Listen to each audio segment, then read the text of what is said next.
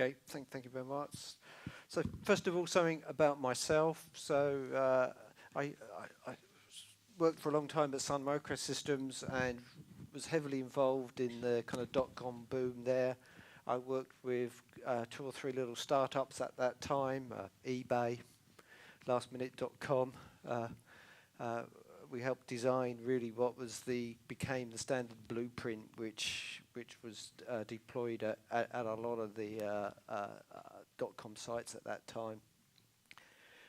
That kind of moved on to building large compute clusters, and I was the architect behind Sun had a dollar per hour compute grid, which had several thousand servers in that, and I was the platform architect who put that together.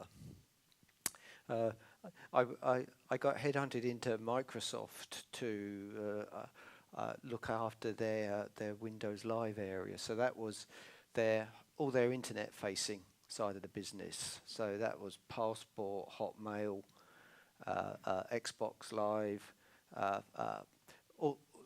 They called them properties. Anybody who wanted internet-facing, we would stand up their servers. While I was there, it was still relatively small. It was around 200,000 servers. We were adding 4,000 a month. Really heavily automating everything in order to be able to handle that kind of scale. For the last 10 years, I've been mainly working for the banks on high-frequency trading systems, and that's mainly because I get to play with lots of good technology. They invest heavily in high tech there. If we can shave a microsecond off the time it takes to send a packet from one machine to another, that's a big win. That's been quite interesting, playing around with those technologies and working with those. So I've kind of been helping a number of cloud startups and using kind of my background there to help with those. I code in multiple languages. I started with assembler. I've been using Erlang for a number of years now. But fundamentally, I'm a platform architect, and that's because I was trained as an electronics engineer. I designed and built computers. I've designed storage systems. I've designed networks. I've worked on the Unix OS for about 30 years, and all those things combine into a platform. So part of what I'll be talking about here is really some of the challenges and around cloud scaling Erlang. So in terms of my Erlang history, I came to the conclusions a number of years ago that we were in a dead end with object-oriented languages. Intel had stopped delivering us faster processors, and we were only going to get more cores. And we're still on that road now. And I was having trouble, first of all, writing programs in Java which could scale, which had a number of threads to do that, and more importantly, debugging those programs. When they had problems, when they broke, it was a nightmare. And that was really down to that shared memory model. So I started to research around to look what were the alternatives. Functional languages looked really good. Had I probably gone for pure functional, I probably would have gone with Haskell. But I liked all the concurrency features and the communications features within Erlang.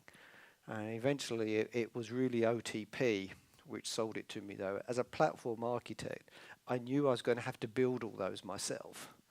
So having them all there to begin with was a big win there. A number of years ago, I was commissioned by a cloud startup to build them a multi-factor communication system.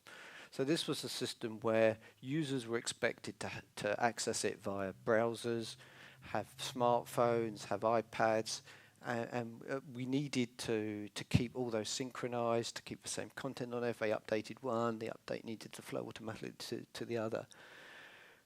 Needed to scale to 1 million users. Came up with an agent-based solution built around Erlang and OTP, used RabbitMQ, used Amnesia, used yours as the main components. heavily using things like the RabbitMQ as a message bus, using topic-based distribution there, using persistent messages and to queue messages to each of those devices. They can persist for 24 hours. So when a device connects, it will receive all the state changes which had occurred during its disconnection. So some good features there. Now, got that all built and running functionally, and then I started to look at, okay, how do I scale it now? And it was really then that I started to see it's actually not as straightforward as I'd hoped. Erlang makes it really easy to develop code which can run across multiple systems. So I'm not kind of going to dwell on these to this audience. You kind of know all of this. So it kind of does all that for you. And those are, having come from a distributed computing background, those are really difficult things to do. So it's great that it does all of them.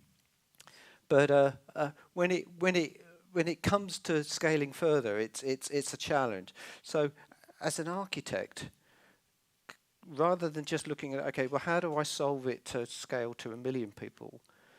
I kind of felt, well, what would you actually do if you wanted to build a platform for 1 billion users? If you wanted to create the next Facebook? We'd want to do that with Erlang and OTP, wouldn't we?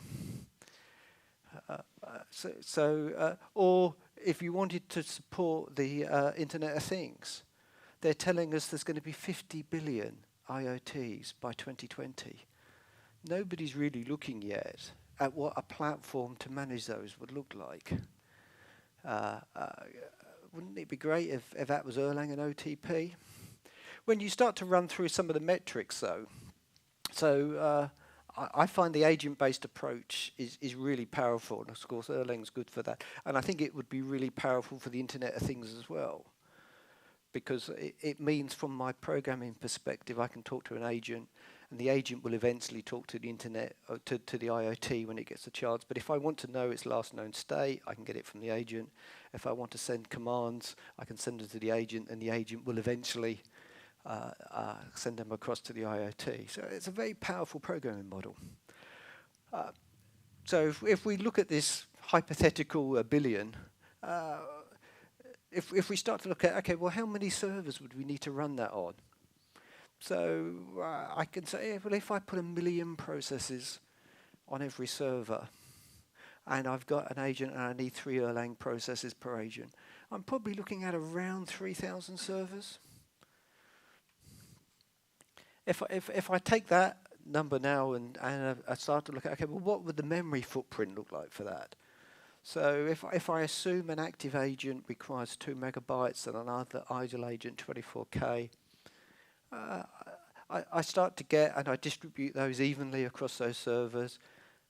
I need 6.6 gigabytes for the active agent, 7.8 gigabytes per server. These are for my older ones, but I've got ETs to handle, I've got message buffers, I've got all sorts of other things. So 32 gigabytes kind of sounds about right.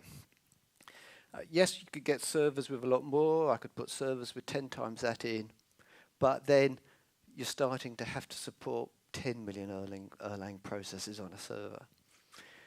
Perhaps 10 times that number of TCP connections. Starts to kind of get scary at those kind of numbers. You probably want to stick down at these numbers better. So, and when I look at some of the cloud providers out there, people who are actually supporting 1 billion users today, yeah, they're in these kind of ranges. So it's the right order of magnitude. So really, for cloud scaling, we want to be looking at how do we support kind of 1,000 plus servers. And when we look in what's in, when I started with OTP, I kind of glanced at a lot of the components there, but it was only when I started to investigate them further, I found actually they don't do what I need them to do. So this they see, it allows me to define nodes where my application will run, but it doesn't provide the scalability. It doesn't provide even basic load balancing. It provides reliability, which is not a bad thing, but it doesn't solve the problem. Process groups. That helps me, but it leaves it to me to actually message them all. So it tells me who are members, creates a monitor for them. It does the easy things, to be honest. It doesn't do the hard things. Things it does are really easy. And it breaks. The trouble is, it doesn't stop members joining more than once. They stay in that process group unless they leave the same number of times. You end up having to write a singleton to actually manage membership. Otherwise it breaks. Gen server cluster, I looked at that and I thought, oh, that's great, somebody's done this. It's similar to dist AC, but it manages state. It allows a single master to manage state, and if that master dies, for somebody else to take over. So again, it does something useful, but it doesn't give us the scalability. So what are some of the issues faced when we do this? Well, you've got to, when a new service joins that cluster, it's got to tell everybody that it's there. There's no notification a node has left that unless you actually set up monitors. One of the big things, though, is that placement is explicit. When you spawn, you've got to say where you want to spawn it to. And I think OTP has been pragmatically designed for the specialized compute environment. It gives you a reliable environment, but it is documented as being constrained to the 50 or 100 nodes, which it's not going to help us on this on these big sites. So it's focused on reliability, and that's really important. It's not focused on scalability. For example, supervisors are constrained to only start processes on the same node, which under most circumstances is probably the right thing, but not always in a cloud-like environment. So I kind of thought, well, surely somebody must have solved this. There's lots of people out there who have done this. And as a scientist, as my background, I started to look around for real data on scalability. This was work done by Amir Ghaffari as part of the release project. And part of what they did there was to benchmark React. So I tested that with Basho Bench. Initial investigation there showed that scaled out at about 60 or 70 nodes. What was interesting was that there was plenty of resources there. There was lots of CPU spare, lots of memory, lots of network bandwidth. So why was it scaling out? The conclusion, or the hypothesis, I should say, at that time was that it was the global operations. So they went on to investigate that further, and they created a benchmark which allowed them to vary the percentage of global operations and measure throughput there. So they created a benchmark, DB bench. They had some commonly occurring functions for distributed programs. So where is name, really just looking up in a host in an ETS table, spawn. But two real global operations, register a name and unregister a name, and each of those has to hit every node in that cluster. Has to be, every one of them's got to accept that. And what they found was that when they varied the amount of those to 0.5%, it closely matched the performance profile they saw from React. So it was a good proxy for the scalability constraints on React. When they varied those percentages, which is what's shown here, so if they increased that percentage to 1%, the performance went right down to, what have we got, 30 nodes, scalability. If they took away the global operations, it went right up to 1,600 nodes. So it showed that percentage of global operations was one of the biggest constraints there. So people have solved this, haven't they? I'm sure some of them are sitting here in this room, or certainly at this conference. And I looked around there. So WhatsApp are held up very often as solving this particularly, and have been very open about what they've done and sharing the solution they've done there. So I spoke to Rick Reed a couple of weeks ago and got a latest update from him on terms of where they are at the moment. So they're handling around about 7 million messages a second, using Amnesia as their metadata store. So they've got about 36 billion records in there. That's stored in memory, so 4 terabytes of RAM across there, 75,000 writes a second per node. So they're running on over 1,000 servers there. Fairly beefy servers though. You don't get those servers on Amazon.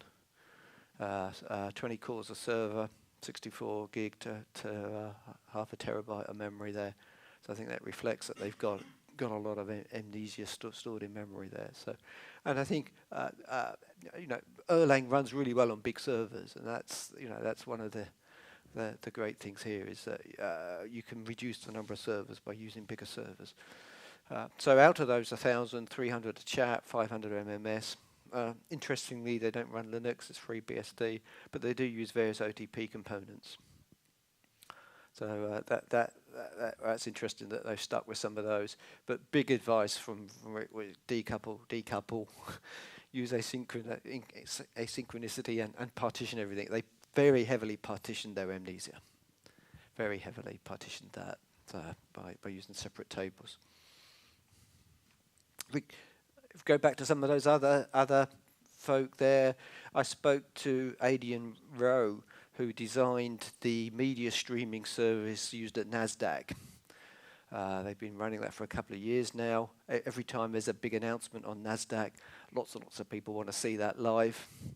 They usually spin up 500 nodes on AWS to handle that. They test it routinely on 1,000 nodes on AWS to do that. But speaking to them, it's all hidden nodes. They don't use any OTP. They've had to write a whole boatload of stuff themselves in order to achieve that. OVU, this is some data from a few years ago. Like many cloud people, they deploy as multiple scalable units so that they can manage each one separately. So each scalable unit is a full stack. Each stack has around 6 React servers, and I would estimate about 20 servers per cluster there. AOL, I spoke to some of the AOL guys. So whilst they've got a lot of servers, they're actually deployed geographically. So each cluster is only around 664 servers in each of those. Another well-known ad service, I spoke to them. These were unofficial numbers, so I couldn't put his name or the ad service, but I'm sure you can guess who it was, given it's not AOL. So they've got 79 nodes in a rig. It seems a strange number, 79, but that's what he said. And they've got a cluster running there of 390 nodes. So it is much bigger, but they don't use any of the distributed services, again, because they break at these points. So the only one they're running is nodes. Alert Logic, I'm told they've got over 1,000 Erlang nodes, but I couldn't get real details on those. The Disco cluster is better known. That's 800 cores. I think that's about 100 nodes in that cluster. I was doing some work with Steve Winowski at Basho before he left. And so there was some joint work we were doing there. But speaking to them more recently, their advice is to partition, is not to go above 100. Steve's view had been that it was the global operations which were the constraint. So they're either telling you to put a caching layer in with Redis, which I think is a kind of a bit of a shame, because part of the reason why we went to React in the first place was because we wanted to get away from Memcached and SQL Server and not have a caching layer. But now it seems that, yes, if you want scalability, you've got to put a caching layer in again, which, yeah, bit of a disappointment, I feel. I spoke to Ravi at Couchbase. So his largest deployed cluster is between 80 and 100 nodes. So they test to 150, but but found that it struggled to get its performance started to decline at around 120. So whilst they got customers with bigger, more servers, it's split, it's partitioned over multiple clusters. So so what do we need? What do we need to solve? So the explicit placement, I feel, is a big thing. When you put together a large cluster of servers, you use low-cost servers. If you can save $100 on every server, there's 1,000 of them. That starts to be a big saving. So you cut each one of those down to the minimum, which means they generally tend to be less reliable than other servers, and that, if you're running 1,000 servers in a cluster, it's actually rare for all 1,000 to be up, and that means you've got to be able to cater for servers coming and going. Plus, you need to be able to maintain them, to replace them, and nowadays there's an environmental cost, if not a real cost, with keeping servers running. You either want to spin them down so you don't pay AWS, or you just want to save the environmental impact and power them off. We need some kind of load distribution and optimization, so you can spawn a new process onto a optimal node, and it's not just standard load balancing. Really, you want to move them to a server which is, say, between 20% and 80% utilized. What you're trying to do is to be able to keep servers busy and to be able to remove servers from a cluster when you don't need them. Again, because of that cost and environmental impact on there. You need to solve node discovery and announcement. If you assume you've got a reliable network, and I'll come on to that in a moment, we can make those reliable. A distributed supervisor which was able to start and monitor a process on a different node would be useful. We need some kind of distributed consensus and master election so that something can control what's going on there. All these things there are solutions for. We want to reduce the chattiness of those global functions. They are useful, but we just need to make them scale a bit more. We need a publish and subscribe capability. I found it surprising that multicasting in Erlang is actually unicasting to each recipient. I use multicasting a lot in my high-scale system. In fact, I've written a multicast-based login system. I'm just trying to get permission to open source. That works really effectively on these large systems.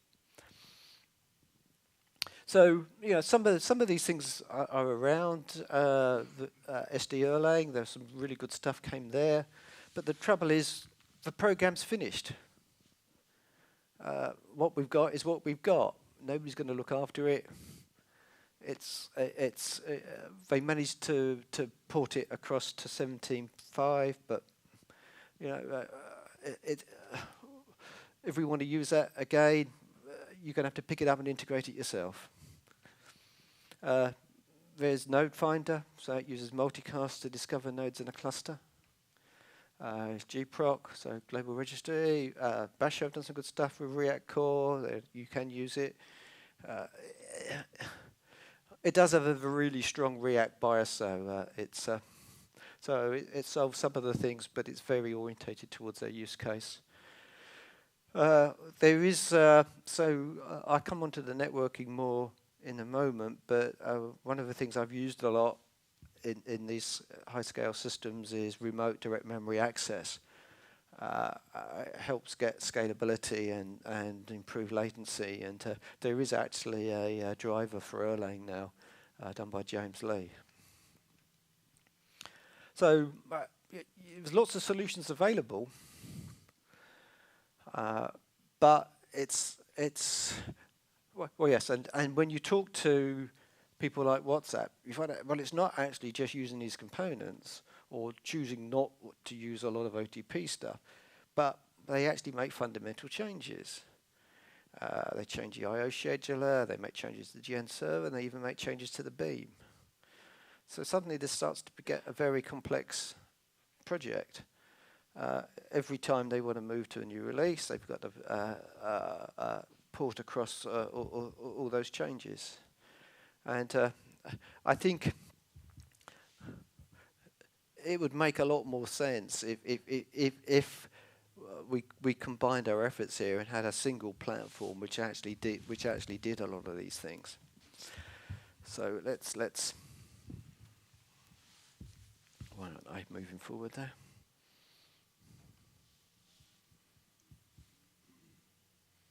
Oh, I think it's trying to go to a link. Silly mate.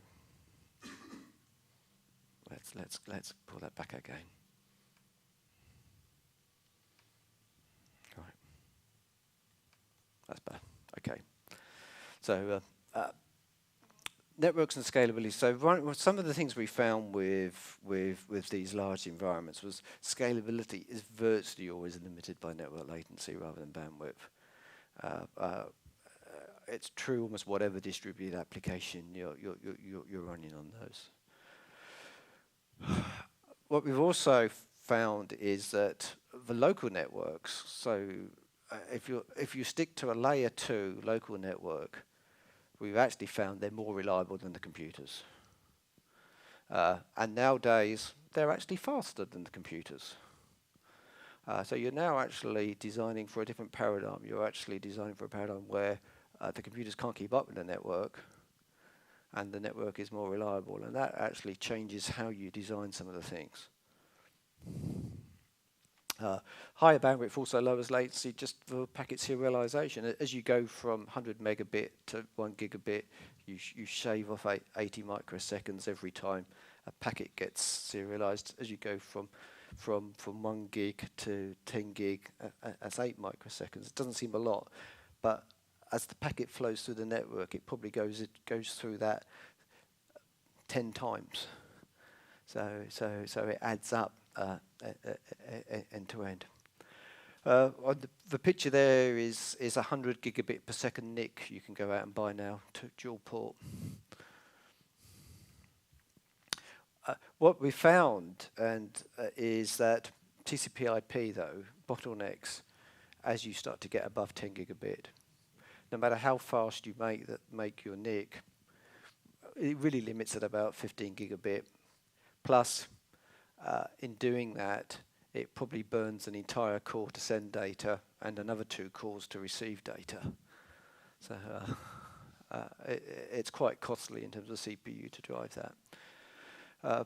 And you know, this is a known problem. The big compute clusters all rely on remote direct memory access to actually drive these and to lower latency and reduce CPU overhead. In my area, in financial services as well, all the world's largest stock exchanges actually use RDMA. So Nasdaq handling 5.5 million messages a second. NYSE does. The London Stock Exchange, one I'm intimately familiar with, I designed it, the RDMA network there. Singapore does. I think Norway does as well, but I wasn't sure, so I didn't put that up. I think it is RDMA based, the matching engines there. The database vendors, the traditional database vendors, they've all turned to it for their performance numbers. So Oracle DB2, SQL Server, the big cluster file systems. I saw some performance data for Lustra the other day. They had an aggregate data rate into their cluster file system of 1.6 terabytes a second. That's moving data around. I'm always amazed that people don't know about it. It's been in the Linux kernel since 2.6.14. People used to be worried that, oh, you're going to have InfiniBand. No, it runs over Ethernet, runs over IWARP, runs over what Intel are now calling OmniPath. So those latest NICs, for a lot of traffic, we actually gang the 2 ports together. So you gang those 2 ports together, you get 195 gigabits per second. These are data rates of application to application through RDMA. So it's not kernel, this is actually one application on one node talking to application on the other, because RDMA transfers through from user space, so there's no memory copy. Does it direct from user space on one machine to user space on the other? It's hardware pulling it out, plugging it in. So 610 nanoseconds, so that's the time from the first byte leaving one node to arriving in user space on the other node. So under a microsecond. So 150 million messages a second. The important thing as well is, at the moment you have to buy a NIC card. The next generation processor from Intel, Skylake, so every time you buy a 2-socket server, you will have it in there. It will be embedded in the processor. So I feel it's something we ought to be using now. A lot of people ask, this is Mcache-D. This is a benchmark result with and without RDMA. So the black lines there are TCP/IP running over. So they're running over the same physical interconnect, 56 gig interconnect. The black is TCP/IP over it. The red is RDMA over it. So it really just shows that the increase in throughput they're able to achieve by doing that. Simplest view of RDMA is you register a bit of memory, and that's to pin it to make sure it doesn't page out. It also establishes some keys. You give somebody else those keys so that they can read or write into your memory. That establishes a queue pair. Once you've got that queue pair established, you can send a command to read or write that memory block. That command can be up to 2 gigabytes of memory. And then you wait while it goes and does it, and it gives you a completion event when it's all done. So it maps really well to a messaging system, particularly an asynchronous messaging system like we have in Erlang. This is James Lee's put together a very basic RDMA dist driver for Erlang. On that, he saw a 33% increase in message rate, but it's a very basic driver. It requires a lot of tuning there. Really, what we need is something actually embedded into the beam. So nowadays, local messages are copied, binaries greater than 64 bytes are passed around by reference. TCP will transfer those across, and it will encode those in an external format. What I'm suggesting is, wouldn't it be great if the system was able to detect I've actually got an RDMA connection between these nodes, and I'll use that instead. So that's the kind of thing we can do there. Now, so there's solutions to this problem. What I'm seeking is should we collaborate on doing this, or should we leave it to individuals as we are now to go and solve it themselves? And my concern is that if we don't do this, the Scala people probably will. Microsoft is pushing people towards the Orleans Actor framework, running on Azure. They've already hosting Halo 3 on there, and those communities are huge compared with us. So we can be very smug that we know how to do it ourselves, but we run the risk of becoming a little backwater to the Java and the .NET communities, where they go and do it themselves. So we've got a lot of the hard bits to do already done in Erlang and OTP, but it requires us to integrate some of these other components. As a platform architect, I'd like to see another platform which wraps around OTP. Nobody wants to break OTP. We depend on that, but having another layer of components and options which sat around that, which people could use, I think it would advance the whole Erlang community. It would make Erlang the premier platform for these new generation of cloud apps. So the question is, who should do it? Should we leave it to the industrial Erlang user group? It'd be nice to think if they could, but I don't know if there's anybody here from them, but the annual membership fee of $10,000 seems to be a bit of a hindrance, I think, to getting a broad membership. Would be my view on that. I think creating an Apache project is actually a good way. When you look at what Hadoop have done with what was a relatively simple piece of code, created this huge ecosystem around that now. I think that kind of thing would be the way to go. At this stage, it's not something I'm proposing to do myself, but I am collecting interest when people come and see me at the table afterwards. I'm collecting names from people who want to be involved in this, and maybe we'll see if we can get something started and collaborate together on that, because otherwise we're all just going to sit here and be smug and do it ourselves and disappear into a backwater. So, any questions on that?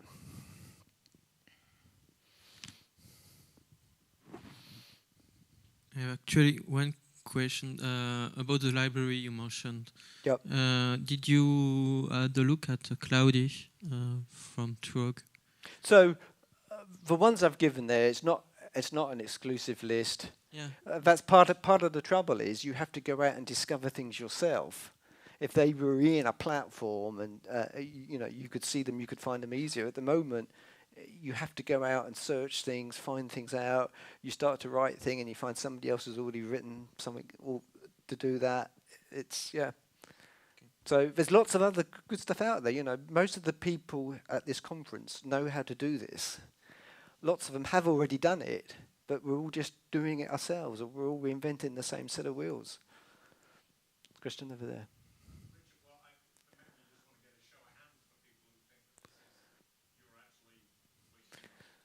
Yeah. No, that's a good idea. I mean, who would be interested in this? Yeah. So there's a fair share of hands of people who are interested. And I found lots of people who are generally interested in using this. It's like, and I'm not meaning to give the answer here. These were just examples. The RDMA stuff is just something I'm very familiar with. Nobody's saying yes, you've got to use that to do this. What we want is a set of options in the same way as you have with OTP. You don't have to use everything from OTP to use OTP. You select which ones you want, but what you want is them to be integrated together and to have confidence that you can use that module and it will work, and you haven't got to hunt through the entire Git to try to find which components are there and which ones could work for you. Okay, thank you. Thank you. Come and see me afterwards.